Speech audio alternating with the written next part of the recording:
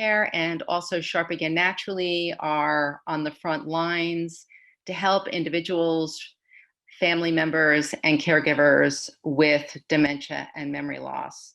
And I hope this is going to be helpful for you personally and your families and those you serve.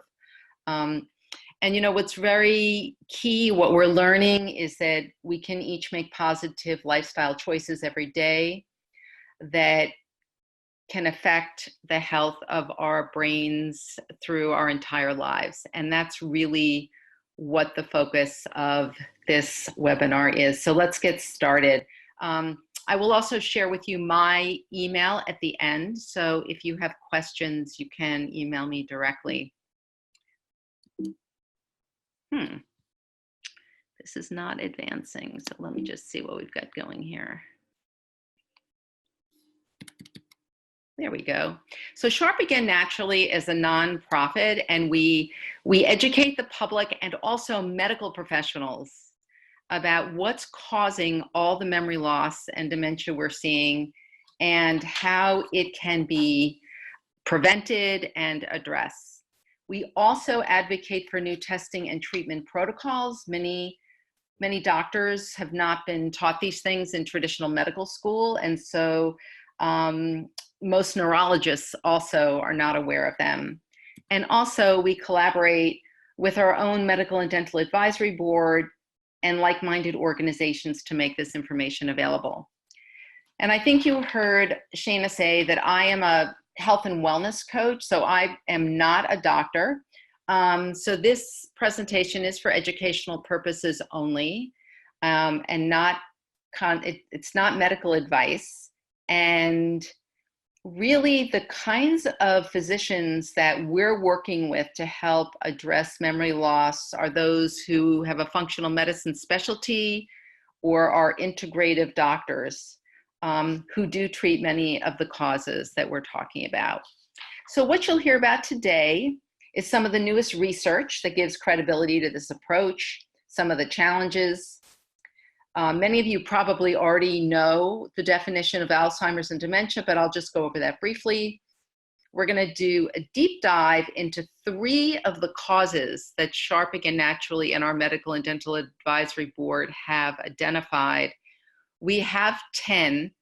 We can't cover them all today, but at the end, we will cover what you can do now starting today to improve your memory and brain function in all of these different areas. So I think one of the biggest myths is that memory loss, the causes are not known and there is nothing we can do to prevent it or treat it. It's not curable per se, but because we do have an idea of what the changes have been in our environment, in our lifestyles, in our world today, that there are things each of us can do, and I'm going to share that with you. So let's start with some good news. There have been lots of cases, mainly of mild to moderate cognitive impairment. We'll get more into that later, that have been successfully treated. The processes did not involve drugs. Not that they won't in the future, but so far the success to date has been non-pharmacological and is based on research and science. Many of us have heard that dementia starts decades before symptoms occur. And today you'll have some tools to help prevent these symptoms. And if you start to notice changes, you'll also have an idea about what to do. And once diagnosed, early intervention provides the best outcomes. So for so long, nothing could be done to treat memory loss. The few medications that Dr. Smith talked about in February are not particularly effective. And people hid the fact that they were having memory issues due to the fear and shame, in their social circles. I mean, so everyone would delay as long as possible from seeing a doctor. So today, that's not the answer. Today, and we'll talk about that, as soon as you notice symptoms, you're going to want to take action. So there are genetic factors. I mean, several genes, but many people know about the ApoE4 gene. And you get one of those from your mother and one of those from your father. And they're either a 2, a 3, or a 4. And the 4s are the most problematic. So people who have, a 4 from their mother and a 4 from their father do have an increased risk. But what we have already seen through research is that what we do, right, our actions, our lifestyle, our diets, can really influence our genes and the expression of those genes, which is called epigenetics. It's the interaction of our genes with the environment and our lifestyle choices, and they are powerful. They can have a tremendous impact on mitigating the effects of memory loss. So the real message is start now. Don't wait for a diagnosis, don't wait for symptoms, but understand that the way you live today can really make an impact on your future. So let's just take a quick look at a couple of studies and some breakthrough research. So Dr. Dale Bredesen is an MD out of California. He's a neurologist who has been researching Alzheimer's for 30 years. And a privately funded study with just 10 people had a 90% success rate in turning around their dementia or memory loss, depending upon what stage they were at. 6 of them had to quit work. Those people all went back to work. The results have been sustained. That really should read 250 because the numbers just keep climbing. And there are many more people being treated by the doctors who have been trained in the Bredesen protocol. So you'll see this book on the right. It came out in August of 2017, and it outlines Dr. Bredesen's program. The most important thing to let you know is that unlike most medical research, this study used a multi-therapeutic approach. So it wasn't just one thing that was looked at with a double-blind study with a placebo. This was an approach that, because Dr. Bredesen says he's identified 36 things that he tests for and looks at, he likens it to 36 holes in the roof. And you can patch 2, 3, 5, 8, or more of them, but unless you patch all of them, the roof is still going to leak. So his approach was to do many interventions at one time. And it's not to say that there won't be a drug in the future that will be able to help with this. Maybe a drug will come along that will really significantly reduce inflammation. But today, this is the only approach shown to reverse memory loss. Another study was the Finger study out of Finland. It's ongoing. So this was the first part of the study. A much larger group of 1,260 people.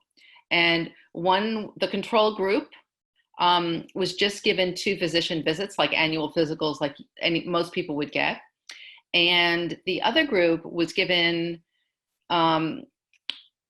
counseling on nutrition. They worked with an exercise specialist. They had some what we would call brain exercises, cognitive training, and they also had their metabolic processes monitored. And after 2 years, this treatment group showed greater improvement in complex memory, executive functioning, and in processing speed. And the very exciting part of this study was that even those with a genetic predisposition improved or significantly delayed the onset of symptoms. So this is a very important study, and it's continuing to be funded. So many of us would say, why haven't we heard about this? So I had said earlier that many traditional doctors were not trained in medical school to treat these things, and they don't believe that dementia can be treated, much less cured. They're not trained in things like stress management or heavy metal detoxification or nutrition or stress management or trauma or sleep or some of the other things that we'll talk about. So even today, many medical schools are teaching just a few hours of nutrition, for example. And pharmacy companies, the pharmaceutical companies who are responsible for funding a lot of the research in the hopes of discovering new drugs, the protocols that we're going to talk about today are not patentable. So they're not going to attract research funding. So let's just look at defining in dementia for those who may not be as clear. Dementia is a broad umbrella term that includes a large number of symptoms of cognitive decline. So there are things like what you see here: long and short-term recall, problem solving, executive functioning, reasoning, judgment, orientation, behavior, those kinds of things. And some different types of dementia are things you've probably heard of. So vascular dementia often will come after a stroke, when the brain has had a break in either oxygen or blood flow. Lewy body dementia, where these protein bodies are found in the cells. Frontotemporal, which is in the frontotemporal lobe of the brain. It's usually a very fast-moving dementia. And Alzheimer's disease, which is said to be the most common, probably about 70% of all dementia cases, which is characterized by amyloid plaques and these neurofibrillary tangles in the brain. You know, we know that there's a lot of misdiagnosis, as you know, many people have plaques and tangles in the brain who do not have Alzheimer's disease. So the definition definitely needs to be refined. And true Alzheimer's disease today is considered by the medical community to be incurable and is only verified upon autopsy. So that's their official stance. But probably as important is, so what happens? And what are the stages of dementia? And so we have this cognitive decline increasing, but it starts with people being able themselves to say, I have an issue. Like, I know something's not right, something's changed. Now, they may be in denial a little bit, or their friends may, everyone has senior moments, or it tends to be kind of laughed at this stage. But the person typically does know that something is going on. That progresses to mild cognitive impairment when there are clear symptoms and others are probably noticing, but the person is still functional. Moderate cognitive impairment is when people start to get lost driving. They don't remember. They may put things in the wrong places. They'll have difficulty with some of their daily tasks, what we call activities of daily living. And typically people have waited until this stage to seek help in the past. So they're already way down this path. And obviously in the most severe stage of this disease, people will need constant supervision. So people have asked me, like, what is normal age-related memory loss? Like, how do I know if I have a problem or not? So we know that processing speed, which was one of the things that was helped in that study, the finger study, processing speed does start to decline as early as our 30s. And typically women notice in their 40s or 50s around menopause that they're having some memory issues. Usually they say they're foggy. They're not thinking as clearly, but often it happens with a hormonal change, and then this does recede. Mnemonics, using images or word associations can really help, and is a very good strategy to use kind of in this hopefully temporary stage as all of us get older. And then with a healthy lifestyle, men and women can remain sharp throughout their lives. They keep their memories intact. And most important here, we have to remember that what affects the body affects the brain. So they're no longer separate, and they really significantly influence each other. And I'm sure many of you have heard that the gut microbiome now is very closely tied to what happens in the brain. So what are the addressable causes of dementia that Sharp Again Naturally has identified? So the first is nutritional imbalances and deficiencies, and we're going to talk about that in more detail, so I'm not going to spend a lot of time right now. Toxins in our food, water, air, work, and home environments, which has certainly become more of an issue over the past 50 to 60 years. And it also includes electromagnetic frequencies that we get from all of our electronics, and I'll talk a little bit about that. The effects of prescriptions and other medications. It could be the number of medications you're on, the interactions, and the side effects. But a lot of times, if people are able to get off their medications, a lot of their mental confusion clears.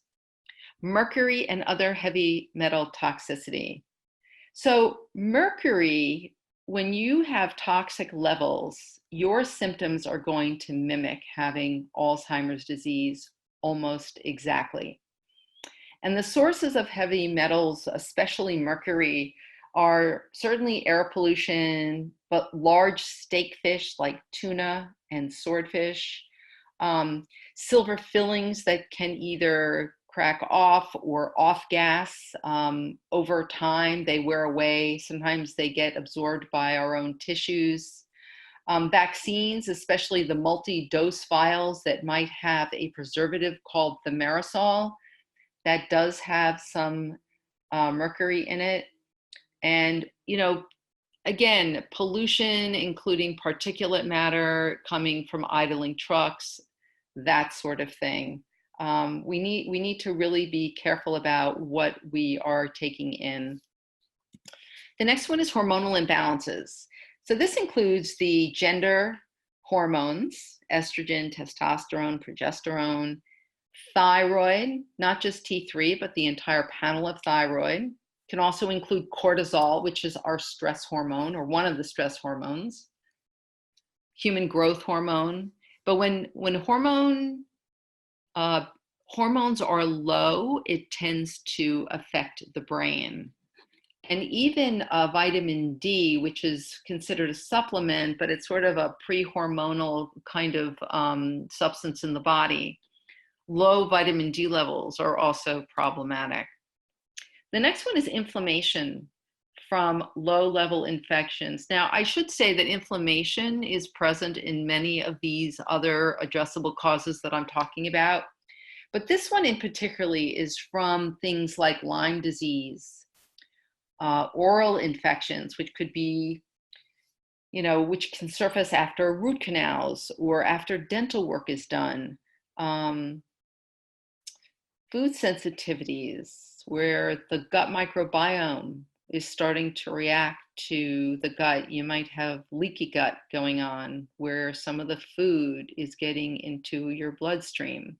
The changes in our food supply and how it's grown, including spraying with Roundup and glyphosate on our crops, also helps to break down the gut microbiome. So when we have inflammation throughout the body, it causes inflammation in the brain.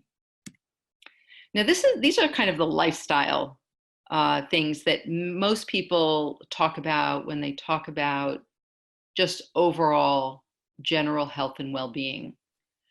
Exercise, being mentally stimulated, and socially active. There is lots of research supporting how important all of these are.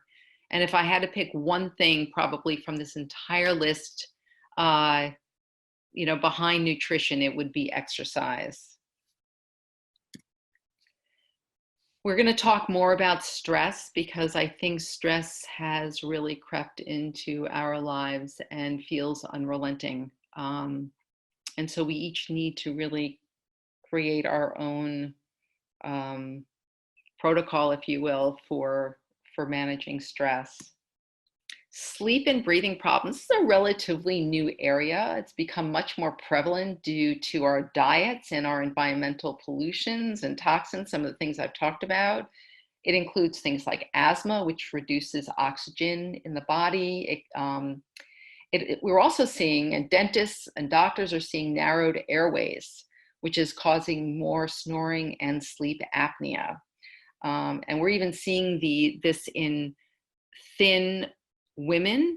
So it's not just overweight men with these big, thick necks.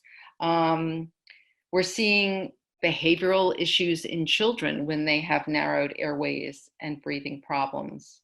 And, less sleep used to be a badge of honor, but now we know that it's during deep sleep where the brain rids itself of these plaques and toxins, and it's carried away through the cerebrospinal fluid. So deep sleep and sleeping 7 to 8 hours a night is really important. And it's something we all need to work on to get the sleep we need.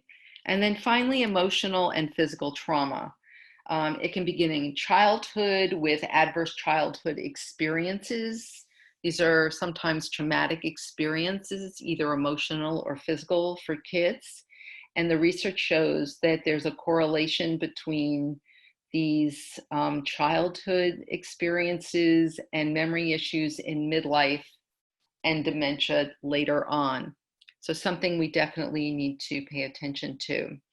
And, at Sharp Again, unfortunately, we keep adding to this list.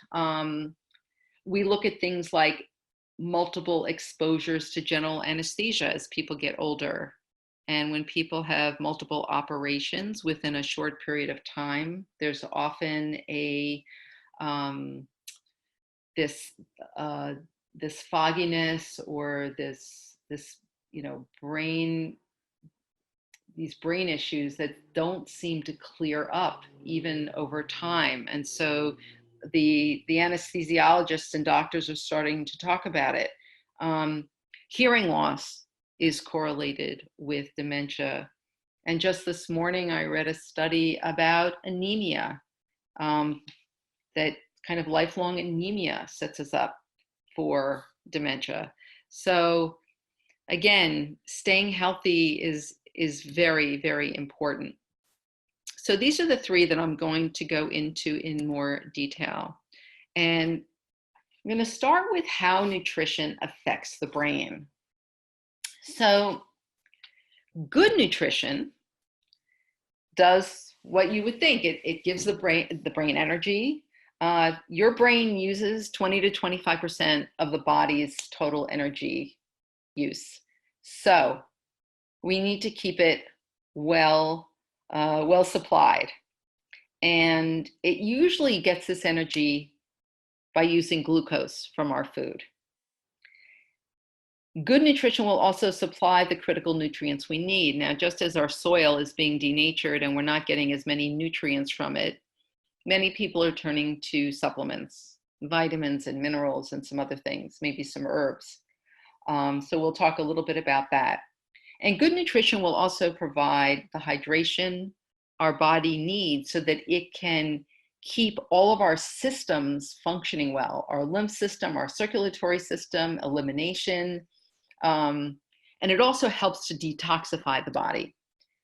So as people get older, you may already know this, they lose their thirst mechanism and they're not thirsty. So we really do need to push water and other non-sugary fluids on our elders. Conversely, poor nutrition creates that inflammation I was talking about. It makes the brain insulin resistant by having too much sugar and simple carbs.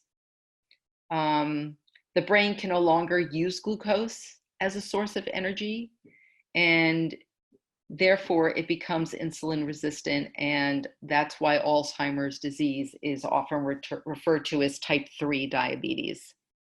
You yourselves may be aware, like at 2 or 3 in the afternoon, if you've had a big lunch, that these refined carbohydrates can create fatigue, fogginess, and depression, which is also a risk factor for dementia.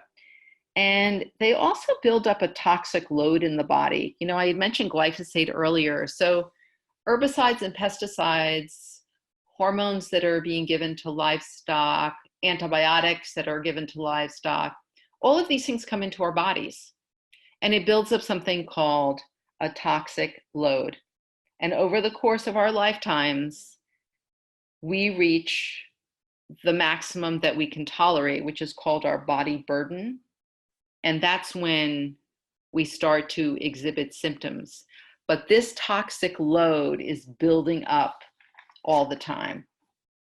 So I want to share with you a really wonderful story of a woman named Anne, who at 86 had already suffered a couple of strokes. She was in poor cardiovascular health. And from the hospital, she was sent home to die, really. She was given 2 weeks to live. She really could not speak. She could only drink through a straw.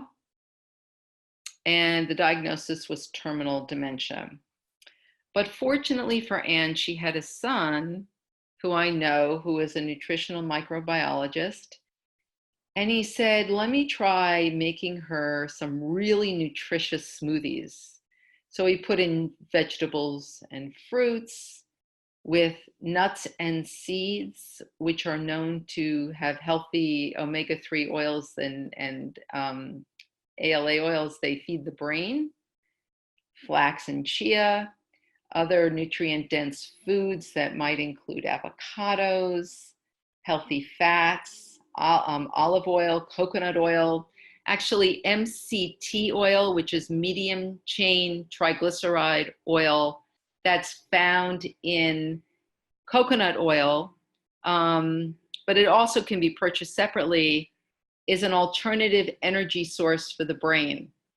So instead of glucose, the brain can use MCT oil. As important is what Rick eliminated from her diet. So he took out all gluten, dairy, and sugar and made sure she was adequately hydrated. So after 3 months, hospice had left. I'm happy to say that a year later, Anne was really fully back in her life, really taking part in all of her regular activities for the most part. And she really could enjoy her life. She lived 4 more years. She did not die of dementia. And as Anne's case shows, it's really never too early or too late to begin taking care of your body and your brain. And, where food is concerned, we health coaches say you can either pay the grocer now or pay the doctor later.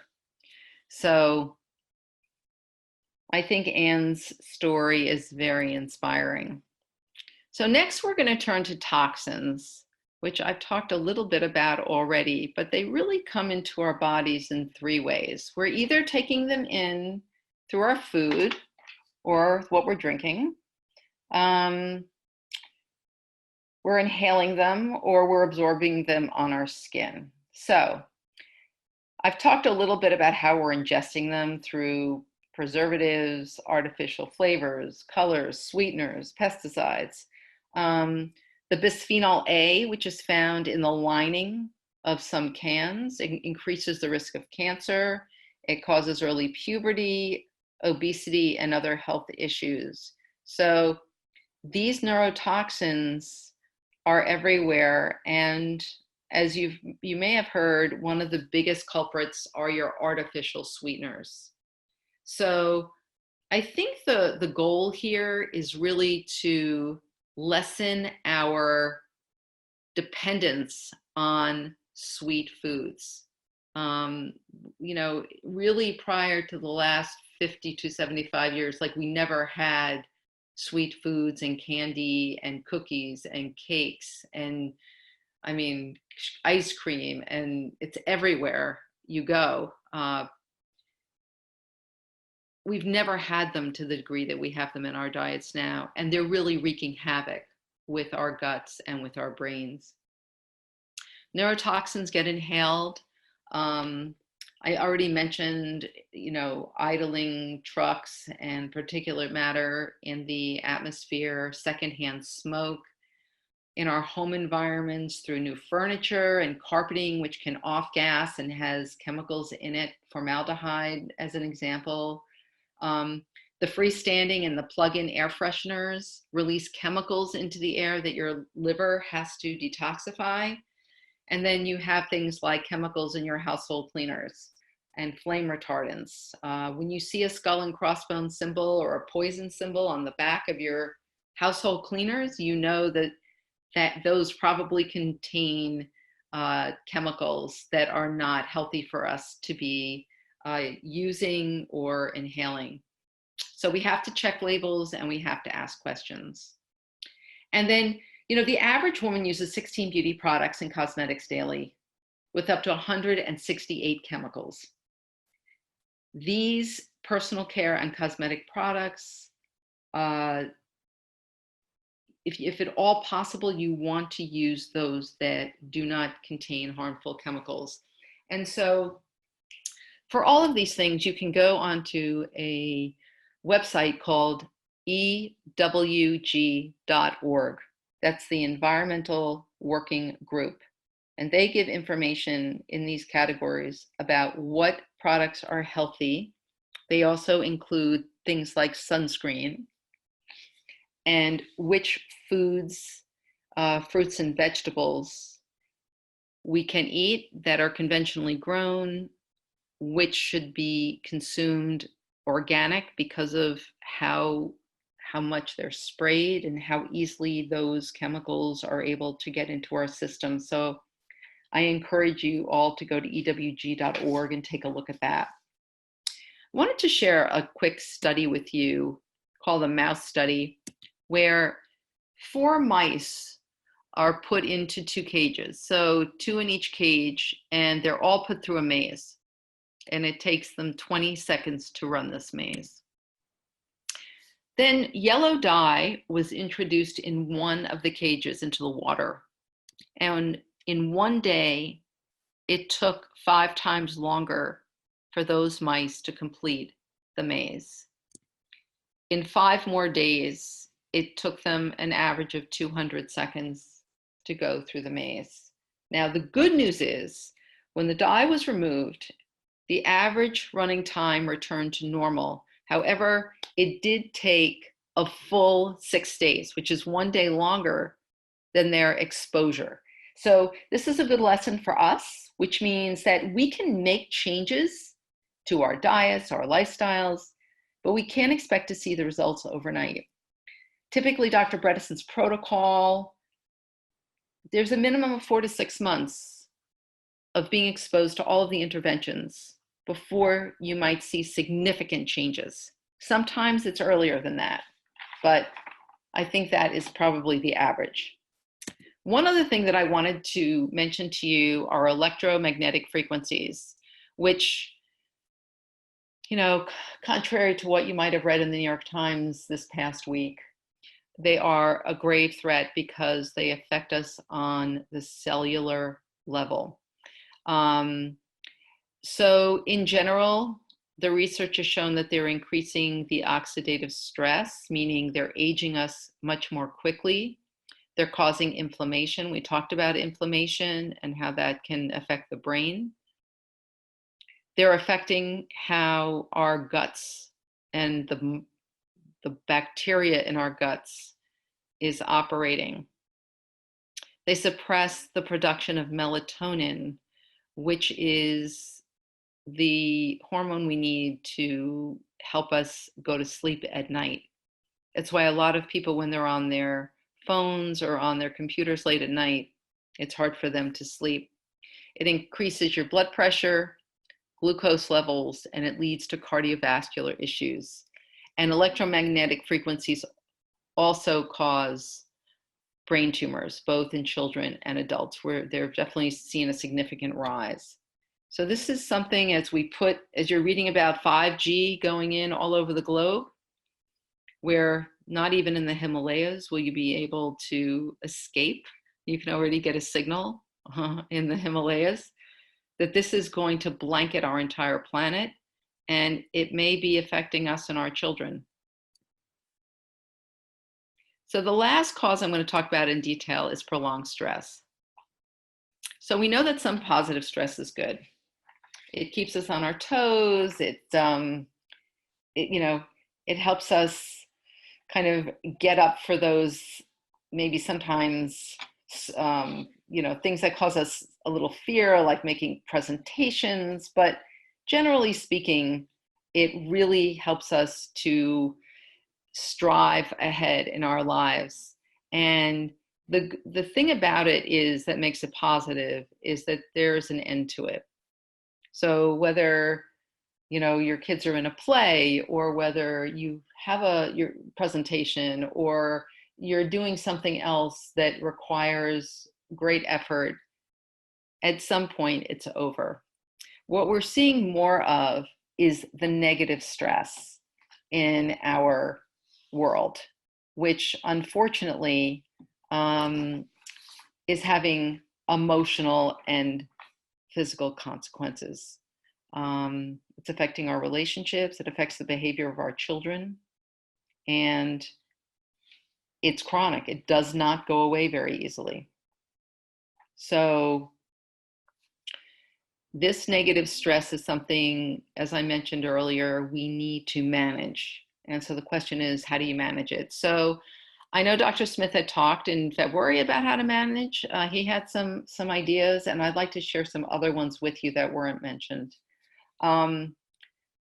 First, identify the stressors in your life. It may be caring for children and aging parents. It might be the stress, or the pace of your life. Maybe things are coming in so quickly.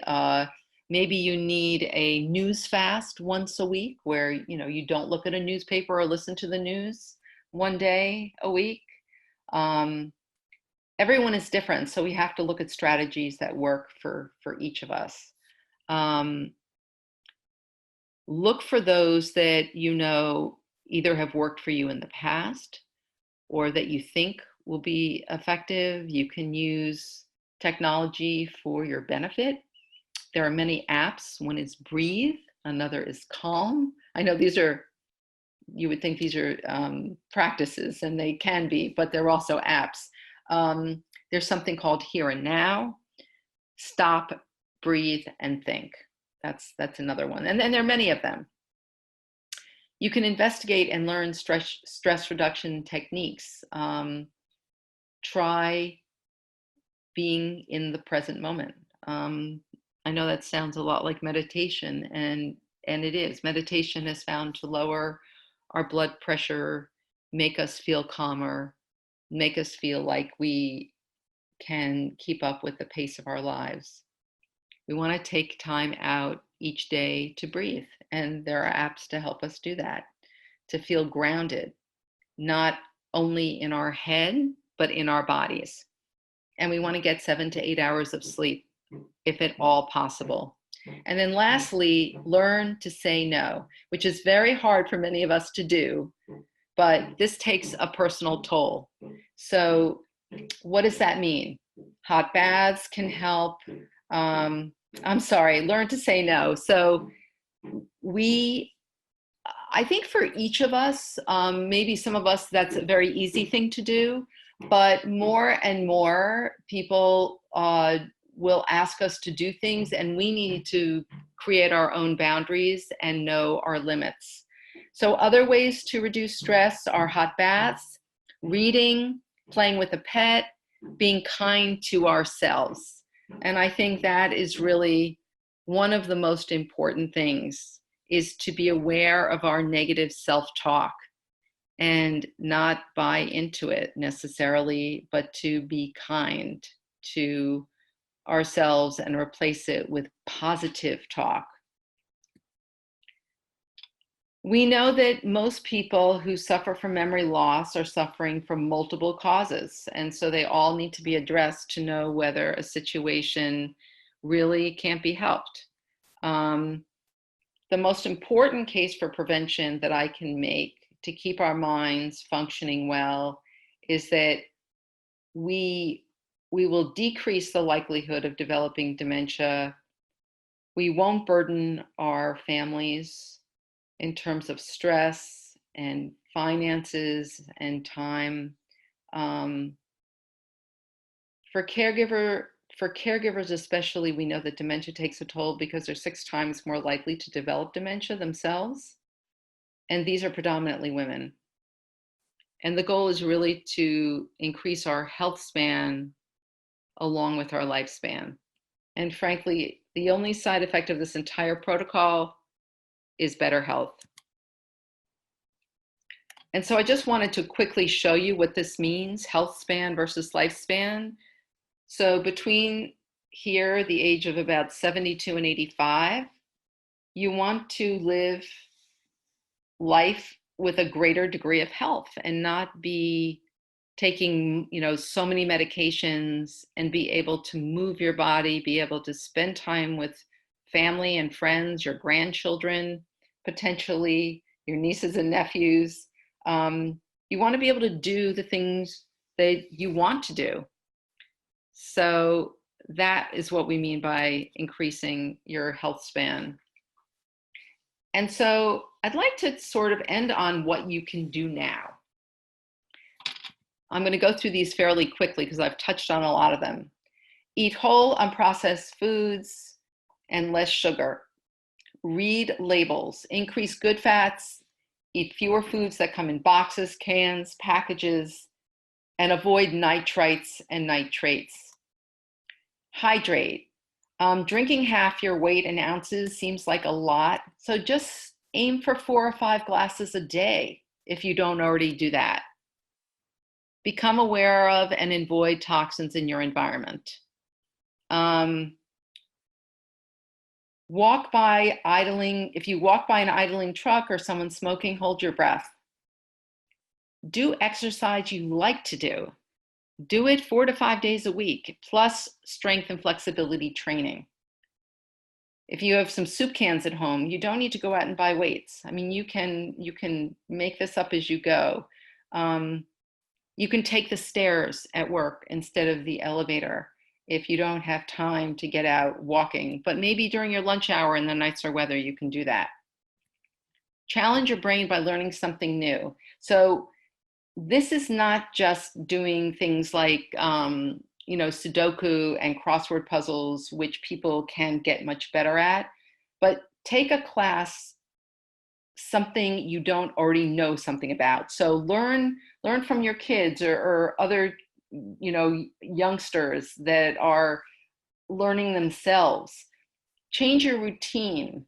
As an example, eat with the opposite hand or brush your teeth with the opposite hand. Really challenge your body and spend time with family and friends, which keeps the brain wired and functioning well. Manage stress by spending more time in nature, relaxing, doing yoga. I mean, we've talked about a lot of these things. Sleep at least 7 to 8, I would say sleep at least 7 hours a night and get any breathing issues treated. If you don't have a good nighttime routine, you can get help to create one. You don't want any electronics or LED displays in your bedroom. Even TV in your bedroom it can be problematic. And make sure to get off electronics 2 hours before you go to bed. Fast at least 12 hours between dinner and breakfast, which will help to get your microbiome reset and give it a rest. You also want to help your glucose metabolism normalize. So this stretch is helpful. And if you can, fast 3 hours between dinner and bedtime. So it's giving you a good head start. Get help for trauma. So traumatic brain injury, post-traumatic stress syndrome, and any emotional trauma. The effects of these can be mitigated with therapy and with treatment. Also, some of them are helped with hyperbaric oxygen treatment or neurofeedback. The hyperbaric oxygen is really helpful for traumatic brain injury and is also neurofeedback. Protect your brain during sports. I mean, I can't tell you, unfortunately, even as adults, how many people I have heard of recently who have had ski accidents or biking accidents and they get concussions. So you want to make sure you have good equipment. And if you sense a memory problem, don't wait. So most of these you can do today on your own. And so to get started, choose just 2 things you'll do to keep your body and your brain healthy. And you can share those in the question and answer. So if you do want to seek out medical help, you want to find a functional medicine doctor or an integrative physician that is well-versed with cognitive decline and has treated it. And we help people do that at Sharp Again. If you need the name of a doctor, we can help find one.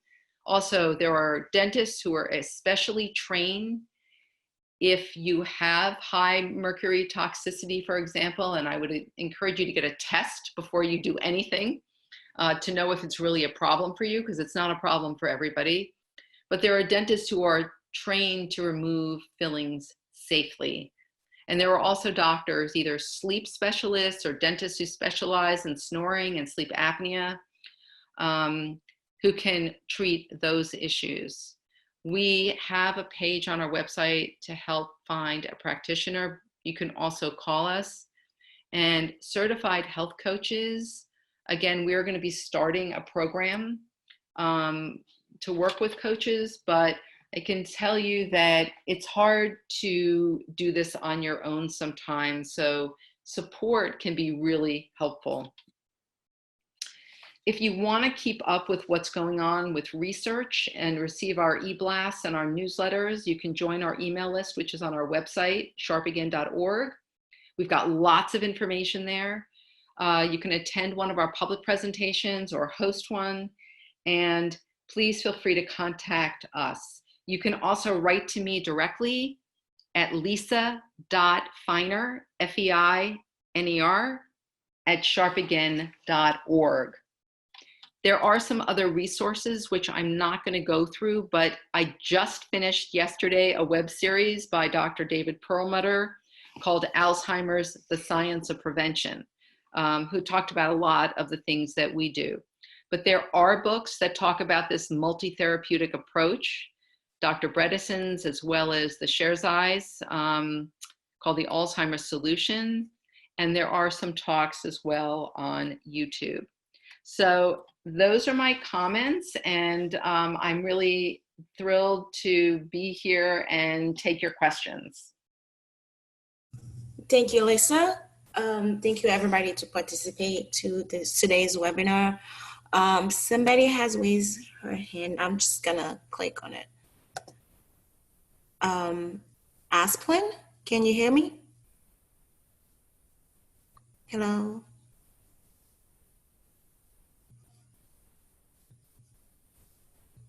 All right, so you can type your question in the Q&A box, or also you can type it also in the chat box. If anything, if you cannot hear me. She wanted to say something apparently, but we cannot hear her. Shana, would you like me to stop sharing so you can have the screen? No, that's okay. You can keep it just in case they need the information. No, that was a mistake. Oh, yes. I can hear you. Yeah, it was a mistake. Okay, so this is fine.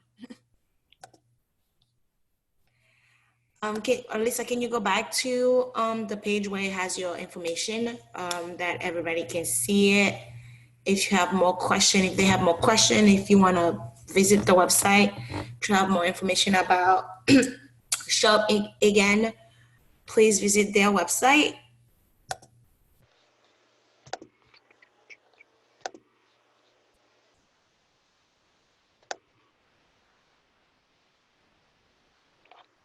Well, I guess okay, here, there's one question. You can, Melissa, if you click on the box, you can see the question. Can you see it?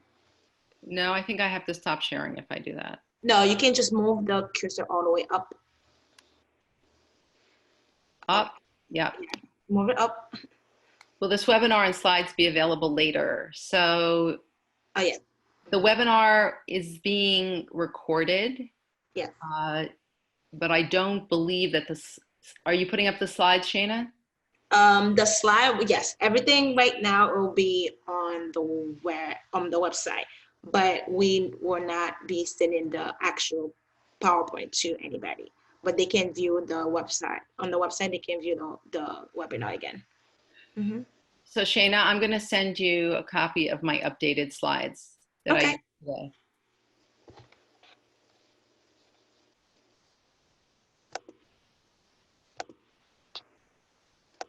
Okay. Okay, so thank you again for doing the webinar. It was really good information for everyone. Thank Please, you. if you have any additional question, you can reach out to me. My email is sjacques@pssusa.org. And also you can just visit the website. Here she has it up. And also you can go back to our website. The presentation will be up in 2 days after we fix everything. Thank you again, Lisa. Thank you. Enjoy And have the a good day, everybody.